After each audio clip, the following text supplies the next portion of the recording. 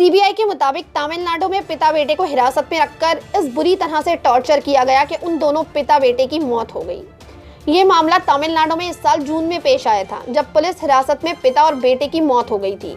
अब सीबीआई द्वारा चार्जशीट में कहा गया है कि पुलिस ने दोनों को 7 से ज्यादा घंटों तक टॉर्चर किया और इस बुरी तरह से मारा पीटा कि उन दोनों की मौत हो गई। एनडीटीवी की रिपोर्ट के मुताबिक चार्जशीट में कहा गया है कि फॉरेंसिक जांच से ये पता चला है कि जयराज, जिसकी उम्र 59 साल थी, और उसके बेटे बैनिक्स की उम्र 31 साल थी, उन दोनों पिता और बेटे को इस बुरी तरह से पीटा गया था कि उनका खून दीवारों पर फैल गया था। इसके बाद पुलिस ने उन्हें उनके ही कपड़ों से खून पोंछने के लिए मजबूर किया। सीबीआई के मुताबिक पुलिस ने दोनों को शाम 7:30 बजे से सुबह 3 बजे तक बर्बरता से पीटा। जयराज को लॉकडाउन में रूल तोड़ने पर गिरफ्तार किया गया था। उसके बाद उसका बेटा बैनिक्स भी थाने पहुंचा, जहां उसे भी गिरफ्तार कर लिया गया था और दोनों को बेदर्दी से मारा और फिर उन्हें उन्हीं के कपड़ों से खून पोंछने के लिए मजबूर किया गया। और फिर पुलिस ने अपना जुर्म छुपाने के लिए दोनों पिता बेटे के खिलाफ झूठी एफआईआर भी दर्ज की थी।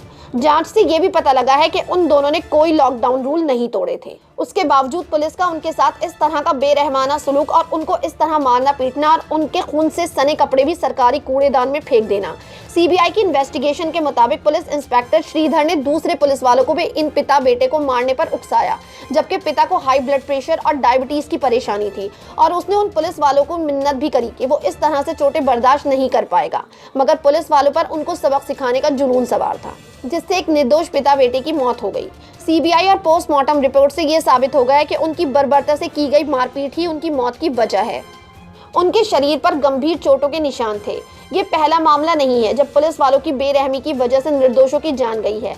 ऐसे ही मामले दिल्ली में भी पेश आए हैं, जब एक युवक को पुलिस वालों ने जय श्री राम के नारे लगाने पर मजबूर किया था और इतना मारा था कि उसकी भी मौत हो गई थी, जबकि वो अपनी मां का अकेला सहारा था।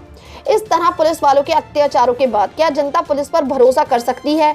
पुलिस जनता की हिफाजत, उसकी सुरक्षा के लिए होती है। जब वही मासूम जनता पर जुल्म करेगी तो फिर ऐसे में जनता किस तरह कानून पर भरोसा कर पाएगी, जब कानून के मुहाफिज ही कानून को तोड़ने लग जाएंगे। खबरों के बारे में अपनी राय कमेंट सेक्शन में जरूर दें। हमारे चैनल को सब्सक्राइब करें, बेल आइकन प्रेस करें ताकि हर खबर आप तक जल्द से जल्द पहुंचे।